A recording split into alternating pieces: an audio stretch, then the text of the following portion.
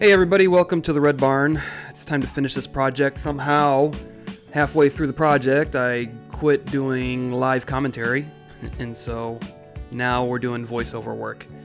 I'm just cleaning out the glue squeeze out with my chisel, and making sure that surface is nice and smooth so I can do the following operations here.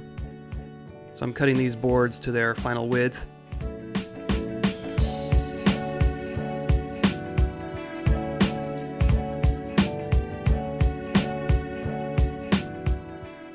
Making sure I got the bow side down just so I don't mess up the squareness of the cuts at the blade.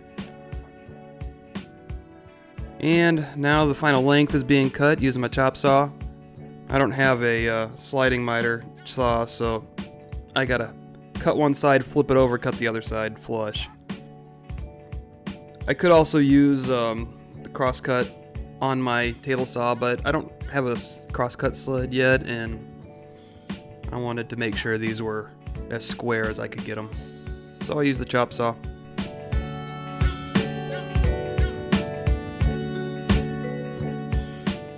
Now time for the joinery. I chose pocket holes for this project because they're easy, it's very clean. I was able to position them so they won't be seen, by anybody using the product. And they're strong. This cabinet isn't going to be holding a lot of weight, just the weight of the trash can, and with the household trash inside it.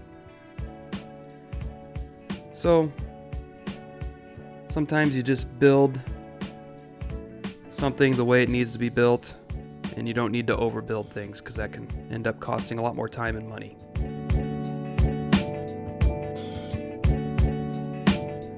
Kind of sounded like I was apologizing for pocket holes there, but really they're a very legitimate way of building cabinets. This is just me sanding. I sped it up really fast because nobody really needs to watch me sand. There's no technique there. And I'm beginning some of the assembly. So I'm attaching the side to the top. I've got it upside down right now. I didn't use all the holes. I think maybe I used three or four screws per side. Oh, I did use all of them. Never mind. I guess I probably did all the holes to try to keep it from racking, because that's probably the only concern here, but as you'll see later on in the video, I added a piece to the back to prevent it from racking, and so it is super strong now.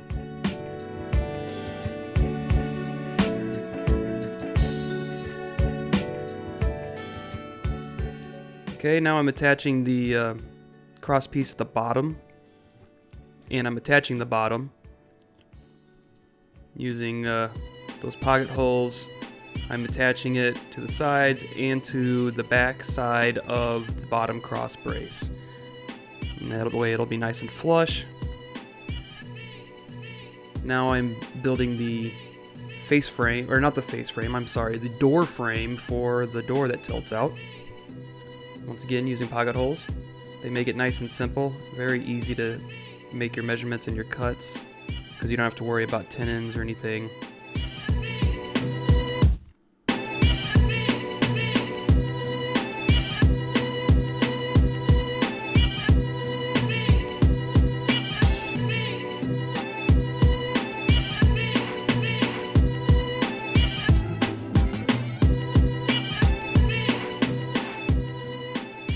I really liked how this one turned out, because as you'll see, once I drive in these screws on this side, you'll see that the whole frame pretty much turns out perfectly lined up, which doesn't always happen, but it's one of the benefits of milling your own stock.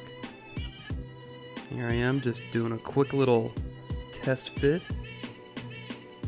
Jimmy DiResta style. And here's the back piece that I mentioned. I just made it out of 1/4-inch plywood, and I'm attaching it with some brads. It'll help keep it square, keep it from racking, but it also adds a tremendous amount of strength to the cabinet just by having the back on there.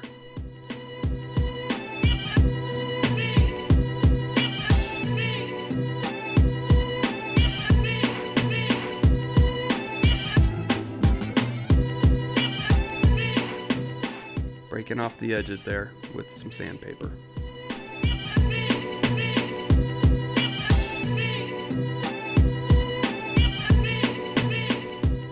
Okay, so I'm using a rabbiting bit. I'm rabbiting a 3/8 inch rabbet all the way around the inside of the door frame to accept the beaded panel that I'm going to inset into this door frame.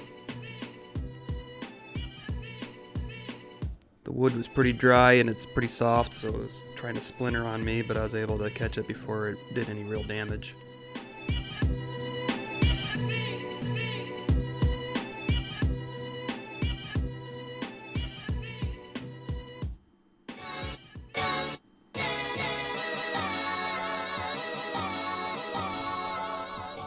And now I'm just using a chisel to square up the corners.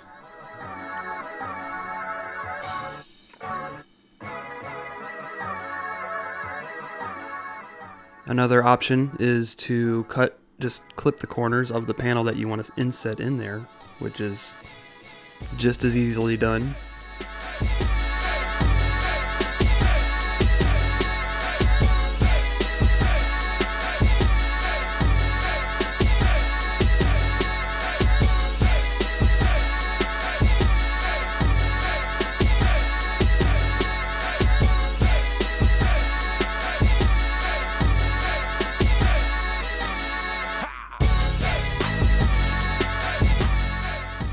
Here I am cutting the panel that will go inside. It's a beaded panel. Just gives it a little bit more interest. First with the width, final width here. And then make a quick adjustment with my fence.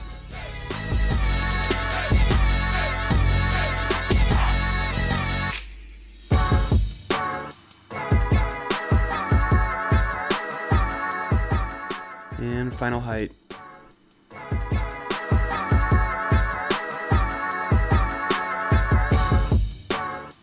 No glue, I just use brad nails to attach the panel inside the frame.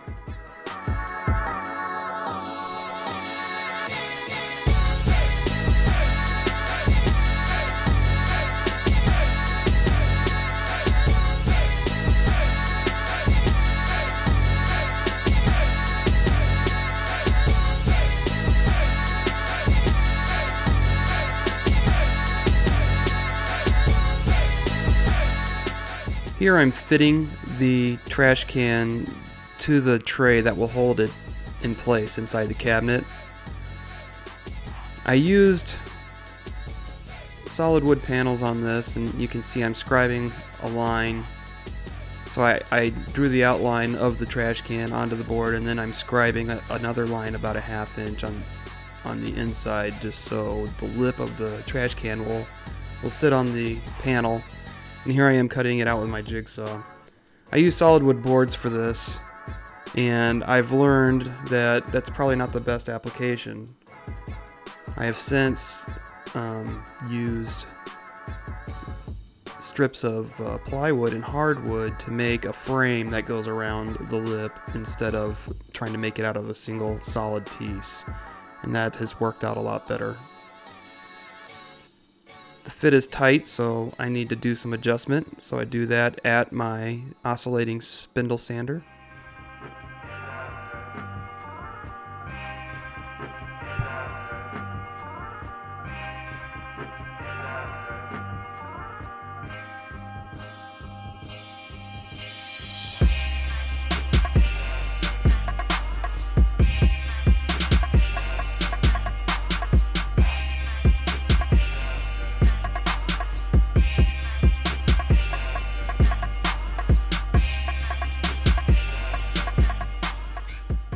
Alright, these are going to end up being the supports for that tray. They'll be attached to the door and they'll help support the tray and the trash can as it tilts out. I've got my measurements off my sheet there, and then I lay it out. I'm going to use the same board to make 2 of them. And this is kind of my jig sled. It's a sled that I use whenever I need to cut angles. And all I do, it's just a piece of plywood attached to a hardwood strip that runs inside the runner there. And then all I do is line up the line, to the underside of the sled like that, clamp the piece down to the sled, and then I'll flip it over, and I just use some scraps, some straight scraps to make a fence that piece will ride on. And that's my jig. And then when I'm done with it, I can just pull those scraps off and reuse the jig for a different angle cut.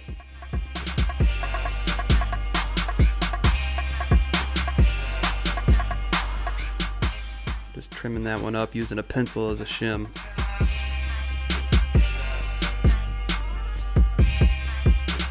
Here's the assembly of the tray portion. I've got pocket holes in the tray, so that goes into the door frame. And I also secured it with some brads. Then I add the supports, and the supports also have pocket holes that will go attached to the, you see that split there, that was what I was talking about. So the supports attach to the tray frame and to the door. And that'll support all the way to the trash can.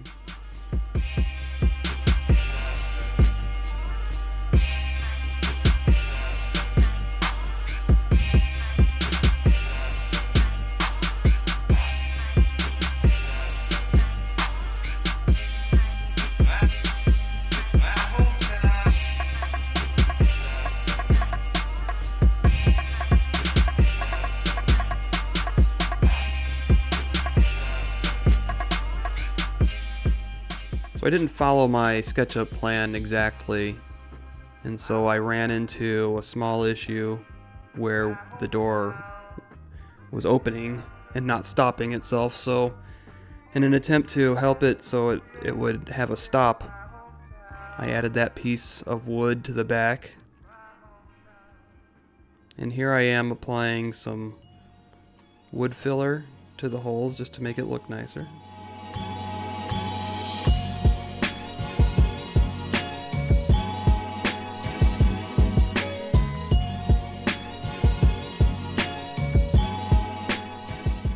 And I attached a cleat into the underside of the top as well to catch that hook that I attached to the back of the tray. So that'll keep the door from falling out of the cabinet when you use it.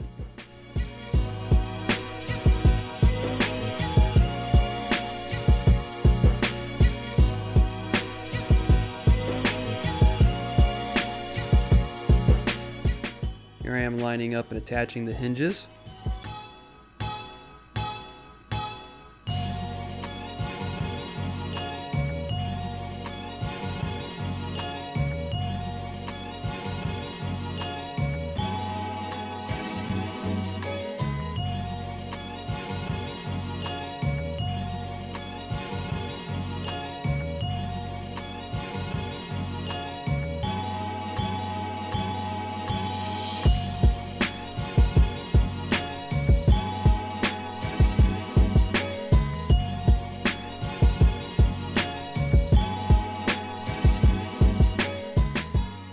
Then I'm finding center on the top rail of the door so I can drill a hole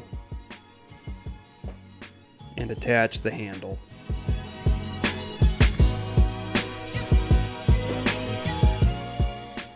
Thanks for sticking with me this far.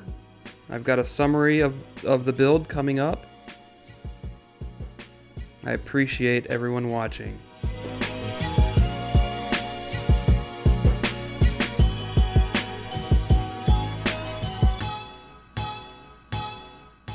So there you have it. It's pretty straightforward as far as building the cabinet goes. The hardest part, obviously, was trying to figure out exactly how to adjust the openings so the back of the cabinet, or the back of the wastebasket tray, or whatever you want to call it, hits this stop that I have installed under the lip here just right. Once I figured that out, everything else went together pretty well.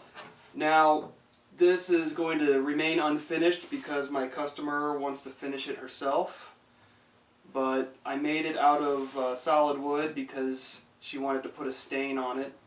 And so this would look nice with a stain. It'll also look nice painted. But I would suggest if you paint, go ahead and use something like plywood. I hope you enjoyed this video. I hope it was useful to you in some way. Please hit that like button and go ahead and subscribe for future episodes of this show. And I'll see you soon.